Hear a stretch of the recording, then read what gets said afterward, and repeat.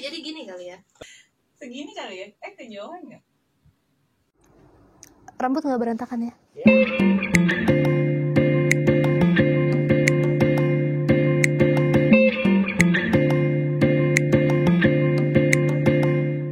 Nama aku Bernadette Angeline Eka Putri, tapi biasanya dipanggilnya Angeline.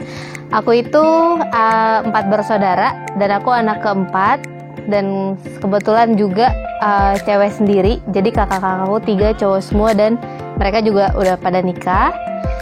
Untuk saat ini aku tinggalnya bareng sama mama, karena kebetulan juga papa udah sama Tuhan Yesus sekarang. Untuk kesibukan sekarang aku masih kerja di perusahaan IT, salah satu perusahaan IT di Jakarta. Dan sekarang lagi aktif di OMK Maria Kusuma Karmel Muria, Jakarta.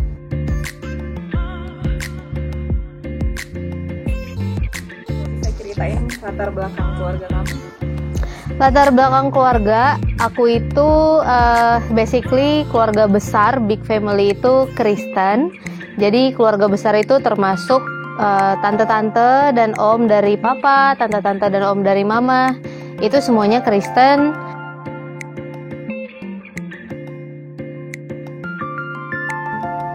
Awal kamu mengenal Katolik? Awal kenal Katolik, sebenarnya kalau kenal sih waktu udah kerja. Tapi kalau tahu Katolik itu sebenarnya waktu masih SMA. Jadi aku tuh SMA di Santo Lukas Sunter, SMA Santo Lukas. Dan biasanya kan kalau sekolah Katolik itu selalu nempel sama gereja ya. Jadi kalau Jumat ada misa Jumat pertama atau Jalan Salib, itu biasanya kita ke gereja gitu. Tapi ya aku ikut misa, hanya ikut aja karena nggak ngerti itu ngapain di sana. Jadi hanya yang penting ada dan untuk absensi. Nah setelah udah masuk dunia kerja tahun 2015 itu kita ada yang namanya outing divisi, dan jadi satu divisi saya itu kita boleh pilih mau jalan kemana aja. Dan waktu itu kita pilih buat mengunjungin tempat-tempat ibadah, katedral, terus ada juga ke GPIB Immanuel yang di daerah Gambir.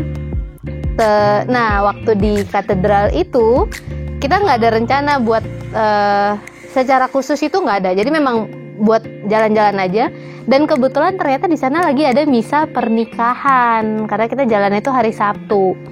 Nah karena untuk menghormati yang lagi ada pernikahan, kita duduk di bangku-bangku gereja, kita ikutin misanya. Balik lagi karena saya nggak ngerti itu apa, dan kayak hening terus tenang gitu, jadi nggak fokus. Lalu saya lihat sekitar-sekitar, kan katedral tuh dia gede banget, tinggi gitu kan, nggak ada angin, nggak ada hujan. Tiba-tiba saya ngelihat ke belakang dan langsung mengarah ke patung Pieta. Jadi di sebelah kanan pintu masuk gereja katedral Jakarta itu ada patung Pieta di sana. Terus saya langsung jalan, nggak pakai permisi sama teman-teman yang lain, langsung jalan aja ke sana. Dan teman-teman juga nggak bisa manggil karena lagi misa kan. Terus pas lagi jalan ke sana, saya ngeliatin waktu Bunda Maria itu pangku Tuhan Yesus, saya liatin gitu. Maksudnya saya ngeliat patung itu tuh sedih gitu, perasaannya tuh kayak sedih gitu.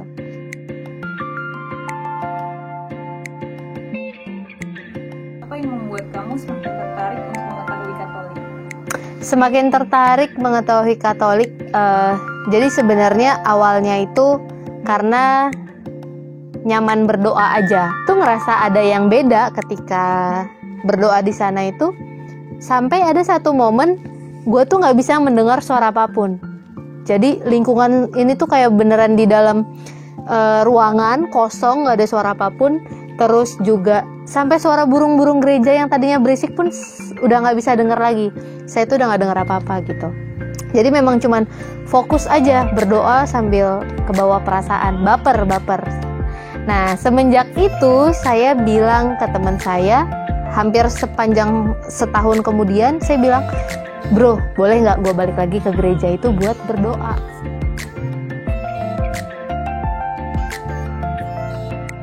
Gak cerita, besokan paginya saya misa pagi lagi sendirian di Singapura.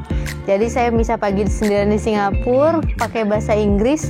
Dan hebohnya pertama kali misa sendirian itu saya bikin kekacauan. Masuk gereja, terus bangkunya tuh nyatu, kayunya tuh nyatu sehingga nyangkut, kakinya nyangkut terus jatuh kejeduk gitu, kejeduk kursinya. Dan itu satu gereja langsung ngeliat, karena itu misanya tuh udah mau mulai sebenarnya tuh langsung kayak ini tuh sebenarnya boleh misa nggak sih gitu, apa kualat sebenarnya kan. Nah jadi gitu. Dan selama di Singapura hari berikutnya saya tetap datang misa harian di Singapura sendirian sampai hari terakhir saya flight jam 2 siang balik ke Jakarta.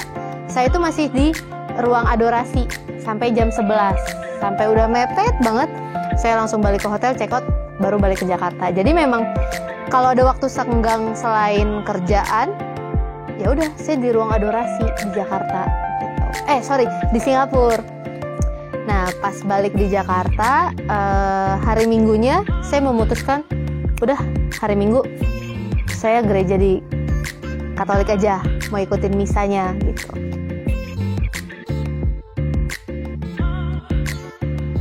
Saya itu punya kakak sepupu yang agamanya Katolik, tapi dia jauh di luar negeri, waktu itu di Sydney. Saya WA, Kak boleh nggak? Aku pengen ikut katekumen nih. Pertanyaan dia cuma satu, kamu udah punya pacar? Cie, langsung ditanya, kamu udah punya pacar gitu? Belum Kak. Oh oke. Terus kenapa mau ikut katekumen?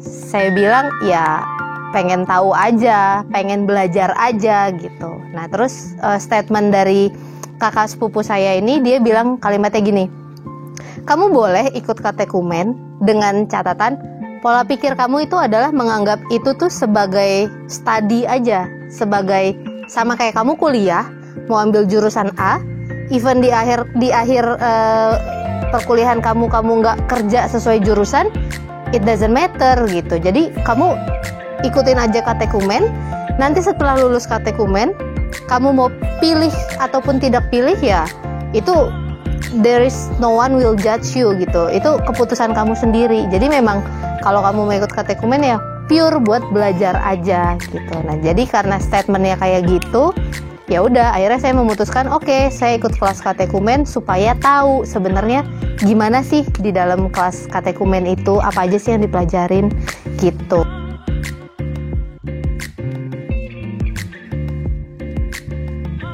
Oh itu sebenarnya nggak cerita dari awal. Jadi kelasnya itu hari Minggu siang jam 2. Jadi sebulan 2 bulan pertama itu nggak ketahuan karena dianggap oh ya udah sebagai main hari Minggu gitu.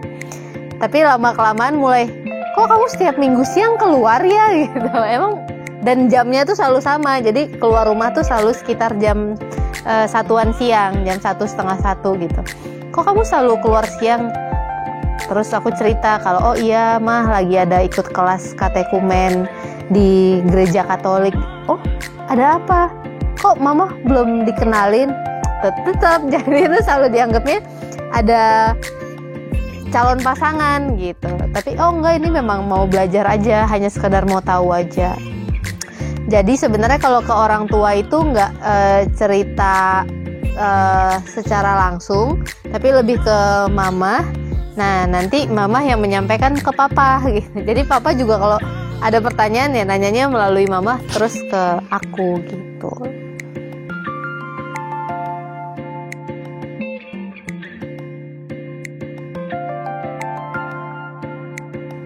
Gil, ada nggak sih dari pihak keluarga kamu yang kurang setuju sama keputusan kamu untuk baptis? Ada. Nah jadi waktu itu jam 7 malam misa pembaptisan, dan jam 5 sorenya karena memang aku tuh ngundang keluarga besar, om, tante gitu-gitu buat datang ke acara pembaptisan itu. Jadi 2 jam sebelum kita berangkat ke gereja itu makan malam lah sebenarnya, makan sore. Di situ saya disidang. Sampai udah mau baptis itu masih ditanya sama om saya yang pendeta. Dia tanya, kamu yakin mau baptis di Katolik gitu? Terus ada juga yang satu orang tante saya yang dia memang agama Katolik, tapi ternyata dia agama Katolik itu karena ngikut suaminya. Jadi tante saya bilang, ya tante sih Katolik tapi karena ikut om, kalau enggak juga ya tante Kristen gitu.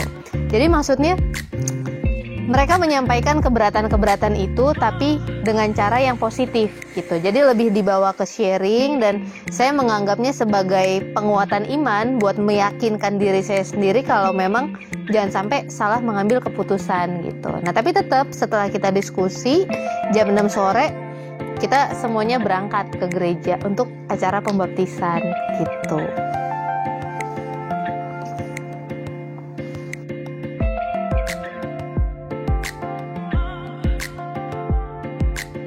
Karena pada dasarnya kan Kristen sama Katolik itu sama-sama Tuhan Yesus Kristus sebagai juru selamat kita.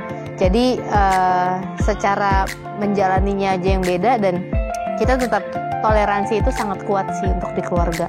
Mereka sangat support.